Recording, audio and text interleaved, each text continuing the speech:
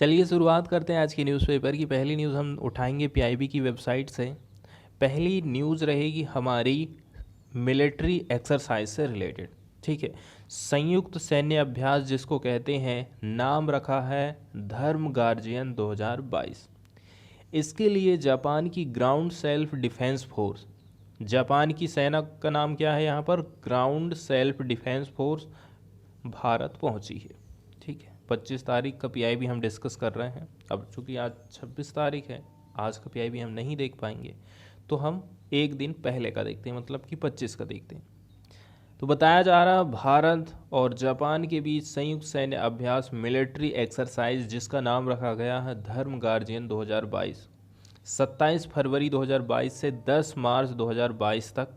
कौन सी जगह में, बेलगावी, मतलब बेलगाम कर्नाटक के फॉरेन ट्रेनिंग नोड में आयोजित किया जाएगा। आगे बताया जा रहा सैन्य अभ्यास धर्म गार्जियन 2022 एक सालाना अभ्यास है, हर साल इसका आयोजन किया जाता है। इसकी शुरुआत हुई थी 2018 से। ठीक है, भारत में इसको हम आयोजित कर रहे हैं। स्पेशल तौर पर कई देशों के साथ भारत द्वारा किए गए सैनिक की ट्रेनिंग अभ्यासों की श्रृंखला में जापान के साथ में धर्म गार्जियन एक कदम और आगे बढ़ जाता है। तो दोनों देश जो कि एक सी चुनौती का सामना कर रहे हैं, उससे निपटने के लिए ये अभ्यास बहुत महत्वपूर्ण है। इस अभ्यास एक्सरसाइज के दौरान जंगल और अर्ध शहरी या फिर शहरी इलाकों में जंगी कार्रवाई पर प्लाटून स्तर लेवल तक का ट्रेनिंग यहाँ पर दिया जाता है। बताया जा रहा है हमारी इंडिया की जो आर्मी की मराठा लाइट इन्फेंट्री रेजिमेंट की 15वीं नंबर की बटालियन और Japan ground self defence force की 30वीं इन्फेंट्री रेजिमेंट के अनुभवी सैनिक इस साल अभ्यास में भाग ले रहे हैं, ताकि जंगल और अर्ध शहरी इलाकों में विभिन्न कौशलों की योजना और निष्पादन अंतर संचालन को बढ़ाने के लिए युद्धक कार्रवाई के दौरान जो अनुभव हैं उनको एक दूसरे के साथ में शेयर कर सकें। बताया जा रहा है जापानी ग्राउंड सेल्फ डिफेंस फोर्सेस की टुकड़ी 25 फरवरी 2022 को अपनी जगह पर पहुंची, जहां भारतीय सैनिकों द्वारा उनका स्वागत किया गया था। अब इसके बाद इसमें बताया जाता है कि कौन कौन सी एक्सरसाइज इसमें शामिल है। 12 दिन तक ये कार्यक्रम चलेगा। ठीक है, तो इसमें हाउस इंटरवेंशन ड्रिल, इसके अलावा अर्ध शहरी इलाकों में आतंकवादी ठिकानों पर छापेमारी करना है, इसके अलावा प्राथमिक उपचार कैसे करना है यदि कोई व्यक्ति घायल हो जाता है तो, इसके अलावा बिना हथियार के मुकाबला कैसे करेंगे, क्लोज क्वार्टर कॉम्बैट फायरिंग, ये सारी चीज़ें इसमें शामिल रहीं, जहां दोनों पक्ष संयुक्त रूप से संभावित खतरे को बेअसर कैसे करके करेंगे। ठीक है, इसके लिए ट्रेनिंग, प्लानिंग और उनका क्रियान्वयन करेंगे।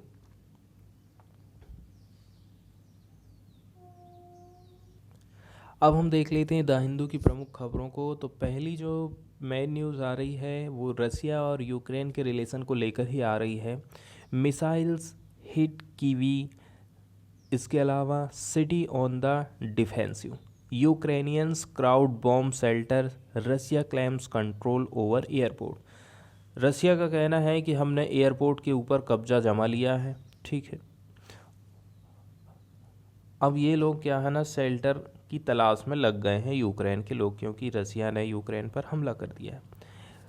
Russian missile pounded Ukraine capital Kyiv, तो यूक्रेन की जो कीव है ना, अब उधर तक उसके हमले बढ़ने चालू हो गए हैं ऑन फ्राइडे।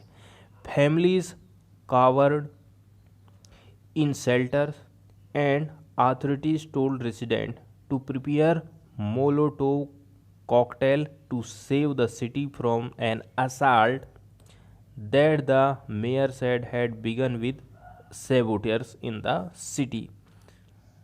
तो वही बात इसमें बताई जाती है, जैसे जैसे हमले तेज हो रहे हैं, लोग आश्रय की तलाश में इधर से उधर दौड़ रहे हैं। और रसिया की तरफ से ही बात कही जाती है कि हमने यहाँ का जो एयरपोर्ट है ना, उस पर कब्जा कर लिया है। Moscow claim to have captured the Hostomel airfield north west of the capital. किधर पड़ता है? कैपिटल के नॉर्थ वेस्ट वाला जो हिस्सा है उधर पर। A vital staging post for a plant assault on kiwi which has been fought over since the first hour of war. This could not immediately be confirmed. लेकिन हम इसको अभी तुरंत कन्फर्म नहीं कर सकते। The city has gone into defensive phase. Shots and explosions are ringing out in some neighborhoods. Saboteurs have already entered kiwi, मतलब कि वहाँ की जो सेना है ऑलरेडी कीव पर एंटर कर चुकी है, ऐसा कहना है मेयर विटाली क्लिचको का। इसके अलावा यदि हम देखें तो पश्चिम की तरफ से रसिया के ऊपर क्या कार्यवाही की जा रही है, तो यूरोपियन यूनियन फाइनेंस मिनिस्टर्स ये लोग एग्री हो गए हैं कि वो यूरोपियन की जो एसेट है ना उसको फ्रीज करेंगे, मिस्टर पुतिन की जो भी यूरोपियन एसेट है, एंड हिज फॉरेन मिनिस्टर दोनों की। NATO chief Jens Stoltenberg said the alliance was deploying part of its combat-ready response force on alliance territory and would continue to send weapons to Ukraine. इसके अलावा हम सेना भेजते रहेंगे और weapons भी भेजते रहेंगे ताकि रसिया का हम सामना कर सकें। US officials believe Russia's initial aim is to topple President Volodymyr Zelensky. Mister Zelensky said, ठीक है, he knew he was the number 1 target but would stay in Kyiv. उनका कहना है कि सबसे पहले तो मुझे ही निशाना बनाया जाएगा लेकिन मैं राजधानी छोड़ने वाला नहीं हूँ, ऐसा उनकी तरफ से ये बयान आया है। अब एक बात यहाँ पर हमारे इंडियन स्टूडेंट की बात करी जाती है। 470 Indian students move to Romania. ये लोग कहाँ चले गए हैं? रोमानिया चले गए। India has carry out a round of evacuation of its national in Ukraine. हम भी अब यूक्रेन से अपने लोगों को बाहर कर रहे हैं। The first batch of Indian student left Chernivtsi on a bus for Ukraine Romania border. The embassy of India in Kyiv said the evacuation was being organized with the joint effort of Indian Embassy in Romania, Hungary and Poland. बताया जा रहा है today afternoon more than 470 student will exit Ukraine. 470 से भी ज़्यादा जो student है वो यूक्रेन छोड़ देंगे और इंटर करेंगे रोमानिया। किसके माध्यम से? पोरूबन साइरेड बॉर्डर के माध्यम से। The embassy of India in Ukraine said in a social media message. आगे बताया जा रहा है we are moving Indian located at border to neighbouring countries for onward evacuation. Efforts are under way to relocate Indians coming from the hinterland, ऐसा इनका कहना है। Next news हम देखने वाले हैं सीबीआई के बारे में। तो सीबीआई से रिलेटेड कुछ बेसिक जानकारी हम सबसे पहले देखेंगे। सीबीआई की यदि हम स्थापना की बात करें तो 1963 में गृह मंत्रालय ने एक संकल्प द्वारा इसकी स्थापना करा था 1963 में, ठीक है। बाद में क्या होता है, कार्मिक मंत्रालय को इसको हमने स्थानांतरित कर दिया और उसकी स्थिति वहाँ एक संबंध कार्यालय के रूप में रही कि ये इससे संबंधित ऑफिस है। बाद में स्पेशल पुलिस एस्टेब्लिशमेंट जो कि निगरानी के मामले देखते रहता था, इसको भी सीबीआई में हमने विलय कर दिया। किसका? Special police establishment. सीबीआई की स्थापना की अनुशंसा भ्रष्टाचार को ख़त्म करने के लिए एक संथानम आयोग गठित किया गया था। 1962-64 की बात है। तो इस आयोग ने कहा था कि इस टाइप से हमें किसी सीबीआई के गठन की ज़रूरत है। सीबीआई कोई वैधानिक संस्था नहीं है, इसको पावर मिलती है दिल्ली विशेष पुलिस अधिष्ठान अधिनियम के माध्यम से। 1946 का नियम है वो। आगे बताया जा रहा है सीबीआई केंद्र सरकार की मुख्य अनुसंधान एजेंसी है, इन्वेस्टिगेशन एजेंसी है। शासन प्रशासन में भ्रष्टाचार की रोकथाम करना, सत्यनिष्ठा और ईमानदारी बनाए रखने में इसकी महत्वपूर्ण भूमिका है और ये केंद्रीय सतर्कता आयोग और लोकपाल की भी सहायता करती है। बताया जाता है कि एनआईए और सीबीआई द्वारा जांच किए जाने वाले विषयों की प्रकृति में अंतर रहता है। कि हम कौन सा सब्जेक्ट देखेंगे, आपका सब्जेक्ट क्या रहेगा। बताया जा रहा है एनआईए की जो स्थापना हुई थी ना, वो 2008 में मुंबई जो आतंकी हमला हुआ था उसके बाद हुई। तो आतंकी घटना, आतंकियों के लिए वित्त पोषण यदि मिल रहा है, और भी आतंकवाद से जुड़े अपराध की जांच के लिए एनआईए की स्थापना हुई थी। वहीं सीबीआई की बात यदि हम करें तो घूसखोरी, भ्रष्टाचार, आर्थिक अपराध है, गंभीर और संगठित अपराध है, मतलब आतंकवाद को आप छोड़ करके बात कर रहे हैं।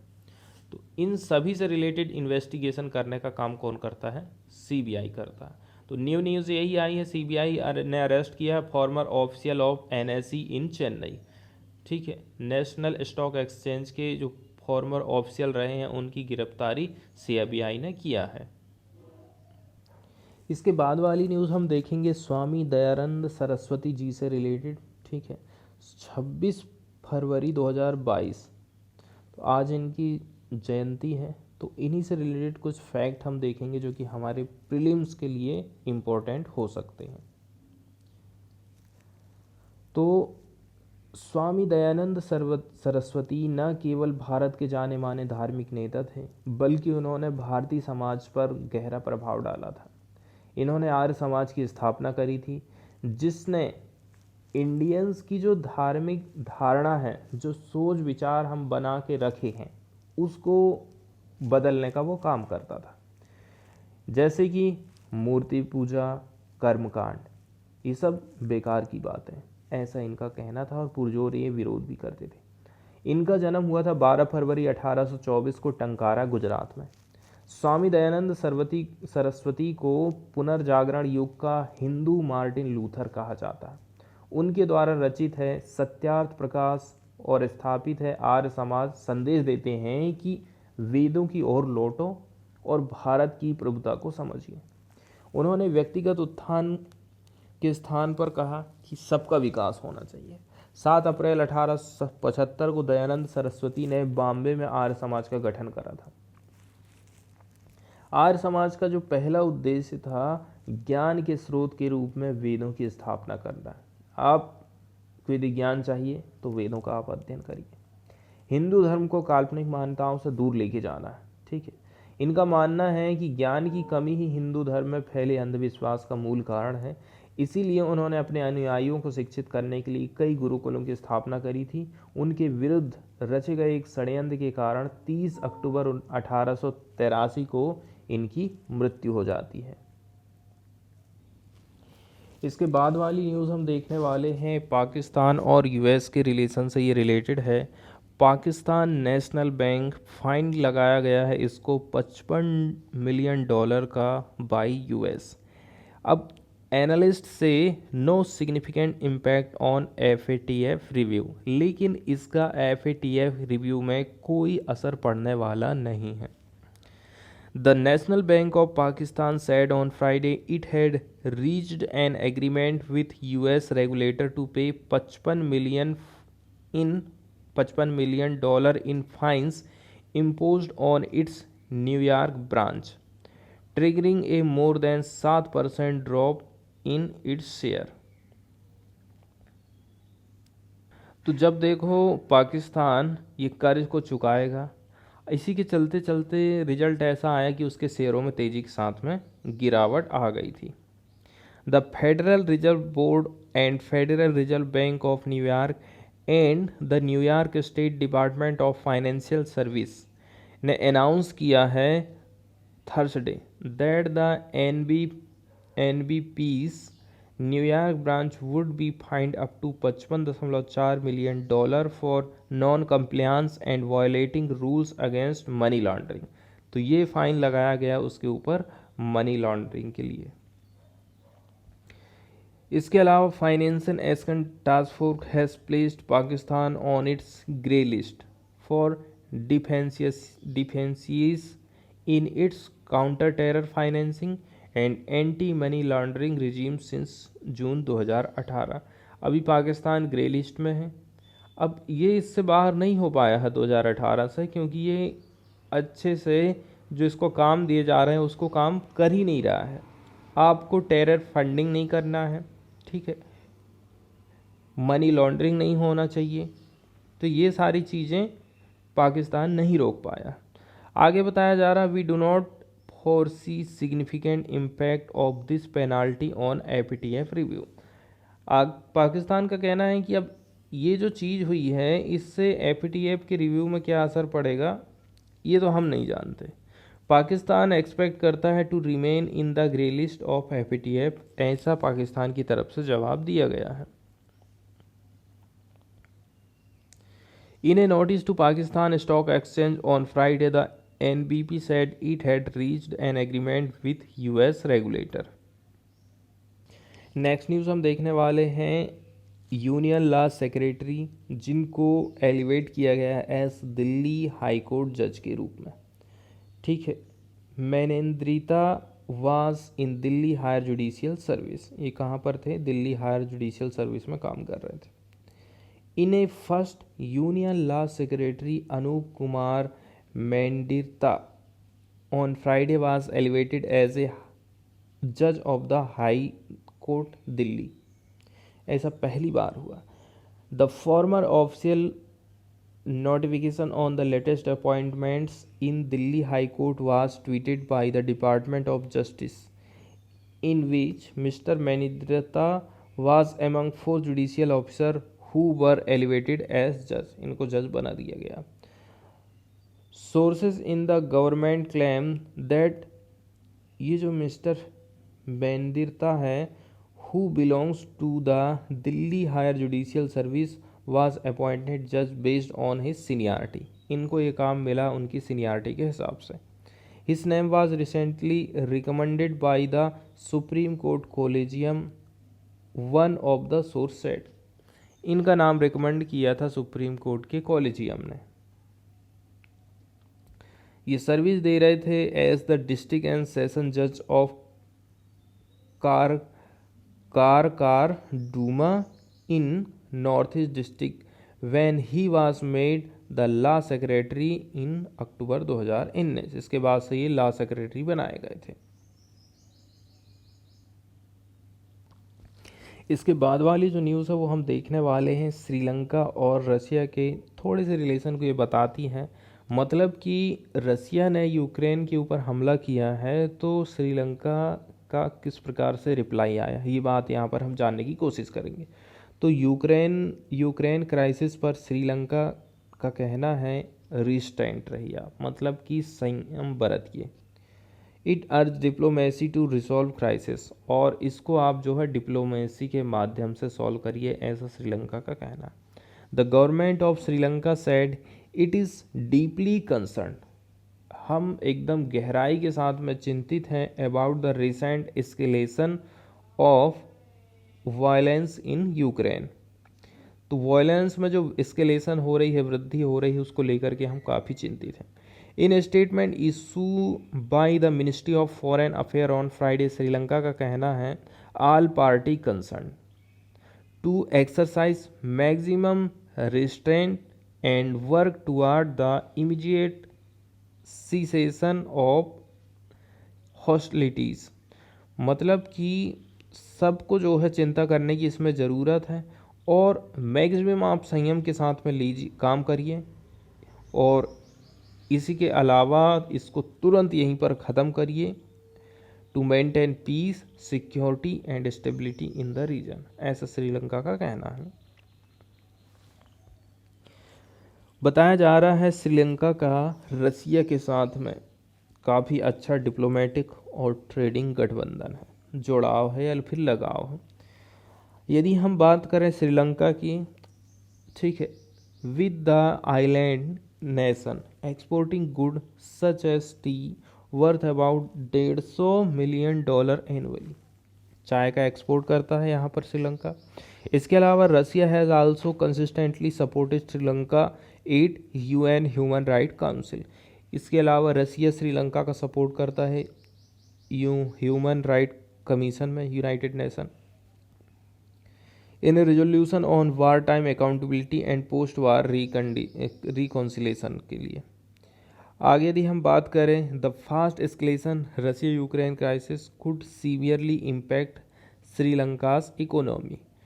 Analyst Scientists have observed Russian tourists topped the arrival chart in January this year. अब ये जो लड़ाई हुई है इससे टूरिज्म सेक्टर श्रीलंका का प्रभावित हो सकता है। जनवरी में सबसे ज़्यादा रसिया के लोग यहाँ पर टूरिस्ट के रूप में आए थे। Meanwhile a group of Ukrainian protested outside the Russian embassy in Colombo on Friday. Foreign वाले पेज से एक न्यूज़ हम देखने वाले हैं। बाइडन ने नॉमिनेट किया है केतांजी ब्राउन जैक्सन को सुप्रीम कोर्ट के लिए। ये फर्स्ट ब्लैक वुमेन हो गई हैं to serve in top court.